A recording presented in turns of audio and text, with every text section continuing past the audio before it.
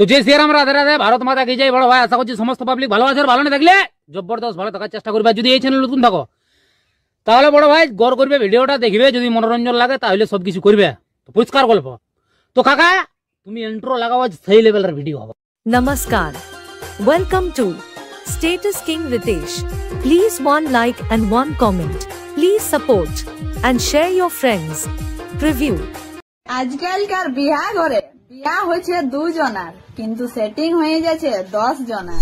দাদা কথা বলাই দেন টুটু মাহাতই ওঠে, একটাও নাই এমন মেয়াই আদের কোঠে। ये भगवान क्या जुल्म है। हमको मारो, हमको जिंदा मत छोड़ो सालो। हम कोई मंदिर का घंटा है कि कोई भी आके बजा जाता है। ঘুরে ঘুরে ভালছে দাদা, ঘুরে ঘুরে ঘুরে ঘুরে ভালছে দাদা, সবর নাই হচ্ছে নাই হচ্ছে। মেয়েটা ভালো লাগেছে, জমা লাগে। ए रहा नहीं जाता, तड़प ही ऐसी है ना। नहीं सुके सुके सुके। হ্যালো বন্ধুরা, তোমরা সবাই কেমন আছো? আশা করছি সবাই ভালোই থাকবে। তোমাদের যদি এই ভিডিওটা ভালো লাগে তাহলে তোমরা এই ভিডিওটি যদি বানাতে চাও তাহলে প্রথম থেকে লাস্ট পর্যন্ত দেখো।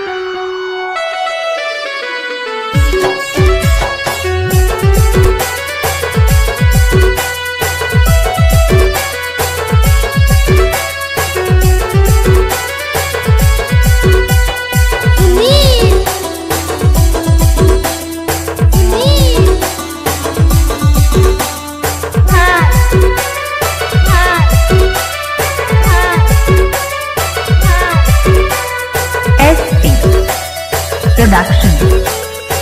ST Production.